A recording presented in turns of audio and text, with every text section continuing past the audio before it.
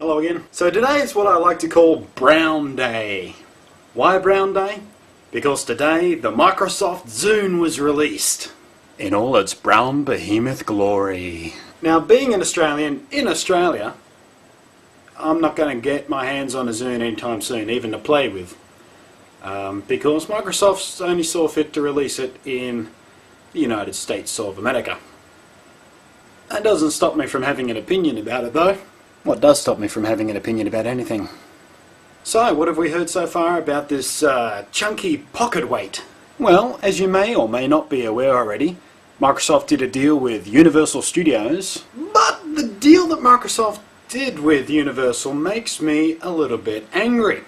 Why is this? Well, it's because the deal that Microsoft made with Universal means that every time they sell a Zune, Universal automatically gets a cut of that money. For doing what? For doing nothing. Nothing at all. The reason this deal has been struck is Universal said to Microsoft, well, you know, these portable media players, so many people out there are just filling these things up with stolen music. So we deserve some cash, because we don't see any money from this stolen music. So instead we're going to extort it from you, the instant you buy a Zune. It treats every single Zune customer as a thief. If you went out today and got your hands on one of these shiny new brown Zunes, you're being treated like a thief already. Regardless of whether or not you're ripping your own CDs under the fair use, regardless of whether or not you're actually buying your tunes from one of the reputable places online to buy your songs from. So Universal are getting money from every single Zune sold for doing nothing at all but accusing you of being a thief. Does that seem fair to you? On the other hand, if I wasn't in Australia and I went out and bought a Zune and I paid this little thief tax of Universal's, does that automatically grant me permission to use songs I download for free from whatever web service I choose, like BitTorrent or whatever? I don't know anything about that kind of service. I'm sure someone out there can tell me how these pirates are getting their music.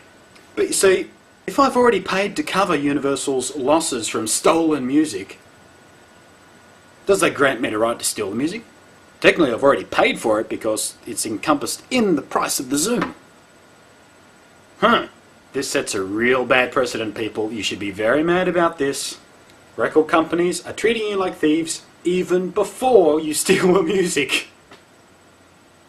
Or buy the music. I've read a few reviews on the software that comes with the Zune, and I guess, as is the case with any version 1 product, particularly from Microsoft, it's balked. I was reading this one review where the Zune software, while they're trying to install it and get the thing running, crashed like a dozen times at various places. Here's another little doozy. Those of us out there running the release candidate of Vista under the public beta program, and I have checked it out, and I don't know whether I'm prepared to share my thoughts on Vista at this stage. Anyway, anyone who's running Vista, the Zune doesn't work with it yet. It's a Microsoft product and another Microsoft product being developed at the same time, and they don't work together.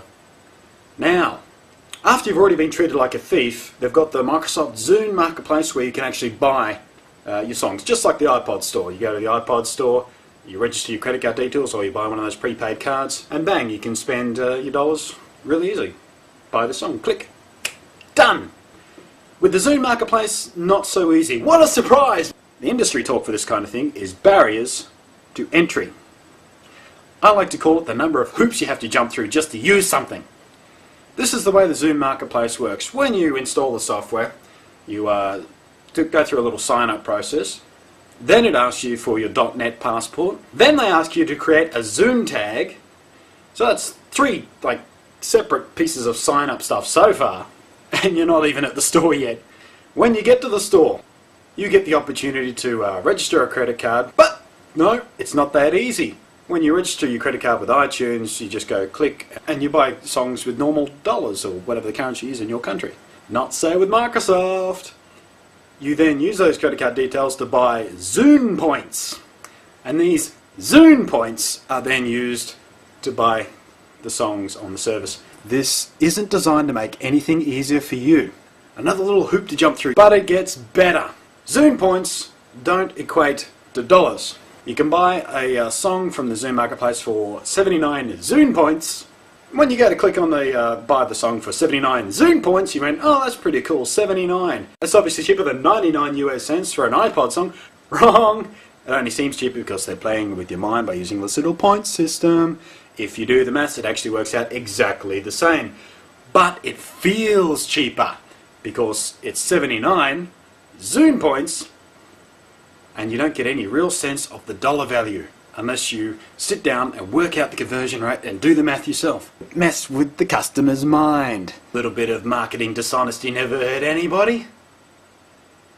But wait, it gets better. You know that plays for sure digital rights management thing that Microsoft have been pushing behind for years and years and years? Doesn't work with your Zune. Microsoft product plays for sure. Microsoft product Zune. They just don't play nice together. Microsoft!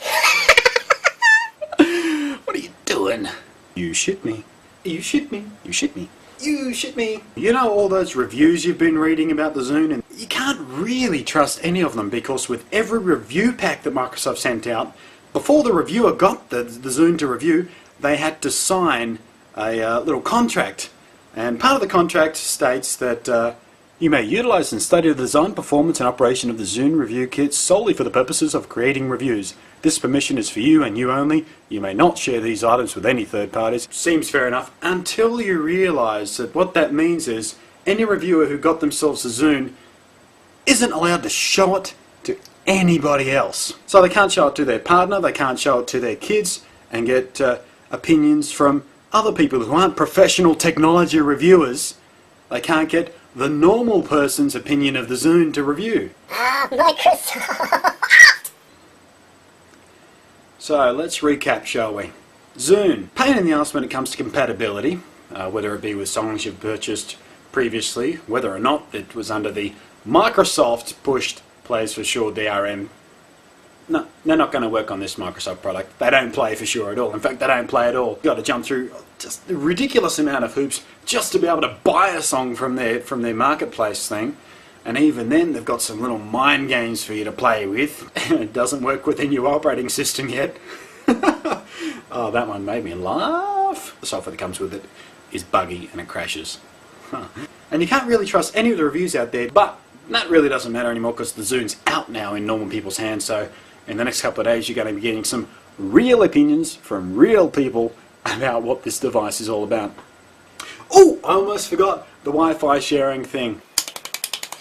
Brilliant, you say. I can share my songs with Wi-Fi. Oh, okay, but yeah, when you, like, what they call it, squirt. Really, squirt? Why not just call it Zuned? It makes more sense. Hang on a sec. How are we going to find other Zune people? Are you going to go around asking random people on the street or the subway or at the bus stop, hey, have you got a Zune? Would you like to share music? Hold up your Zune in the middle of a coffee shop. Zune here, my Wi-Fi's on. Who wants to share some music? When you share a song with someone, they can only play it 3 times or 3 days, whichever comes first. Which is fair enough, because, you know, you've got to protect the rights of the recording artists. I mean, the recording companies, because you can be damn sure the artists don't see nearly as much money out of all this. But all this is to protect the artist. Yeah, right. You can share background images and pictures and things through the Wi-Fi service as well. But you know what? They aren't protected. So the implication is that music, you have to protect the music because there's big, massive multinational corporations with billions of dollars to sue the hell out of you if you try and steal their music.